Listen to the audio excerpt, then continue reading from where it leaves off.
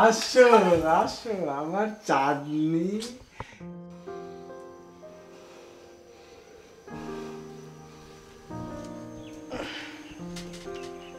ব্যবসার অবস্থাও ভালো যাচ্ছে না, আর ব্যাংক থেকে লোনটাও পাস হচ্ছে না। তাই বলে কি দোকানপাট ছেড়ে ঘরে বসে থাকলে চলবে? পাওনাদারগুলো আমাকে দেখলেই টাকার চাপ দিচ্ছে, এই জন্যই তো বের হতে পারি না। সবই বুঝি, দেখো কিভাবে সমাধান করা যায়। আমি অফিস গেলাম। আচ্ছা যাও, আমি আর একটা ঘুম দেই তাহলে। চাঁদনি, এই চাঁদনি।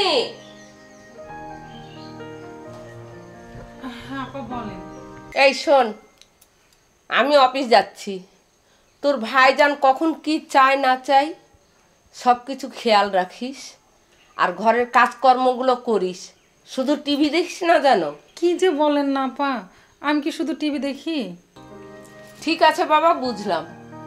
গেটটা লাগিয়ে দে, ঠিক আছে? ঠিক আছে।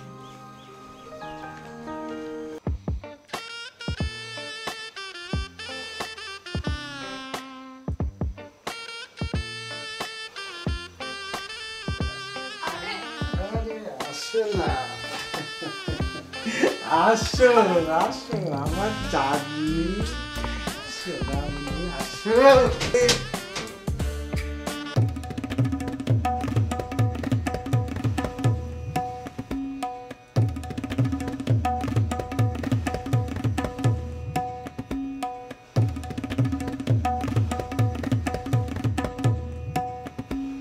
ভাইজান, এভাবে আর কতদিন?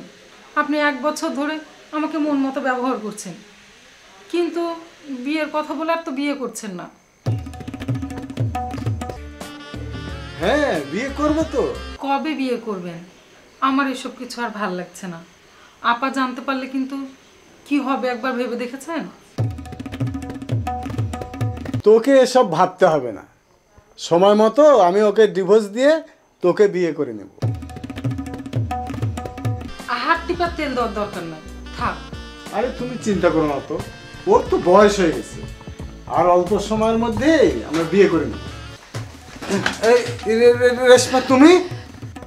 চাঁদনি দাঁড়া, আমি ফোনটা ভুলে গেছিলাম। ফোনটা নিতে এসে যে এত কিছু আমাকে দেখতে হবে এটা আমি ভাবতেও পারিনি। ছি, কি যাতা বলছো রেশমা? চুপ কর অসাদ। আমি সব শুনেছি। গত 1 বছর ধরে তুমি এসব করছো। আমাকে ডিভোর্স দিয়ে তুমি ওকে বিয়ে করবে? বাহ, চমৎকার। আজকে তোমার ব্যবসার অধঃপতনের জন্য তুমি দায়ী। তুমি যে পাপের পাপী, সফল তুমি কোনোদিনও হতে পারবে না, কোনোদিনও না। পাপ কোনোদিন কাউকে ছাড়ে না আসাদ।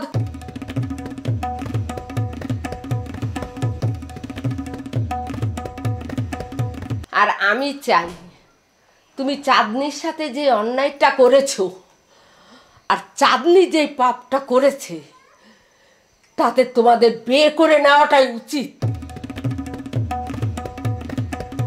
তবে এই বাসায় নয়, কারণ বাসাটা আমার। আর এই মুহূর্তে তোমরা দুজন এই বাসা থেকে বের হয়ে যাও, আর যত তাড়াতাড়ি সম্ভব আমি ডিভোর্স পেপারটা পাঠিয়ে দেব। আপু, আমার ভুল হয়ে গেছে, আমাকে মাফ করে দেন। আর একটাও কথা বলবি না চাঁদনি। ভুল তো মানুষই করে। প্লিজ রেশমা, এবারকার মতো আমাদেরকে ক্ষমা করে দাও। সব ভুলের ক্ষমা হয় না আসাদ। যদি ভালো চাও তাহলে আমি সিন ক্রিয়েট করার আগে আমার বাসা থেকে বেরিয়ে চলে যাও, তা নইলে আমি কঠিন ব্যবস্থা নেব।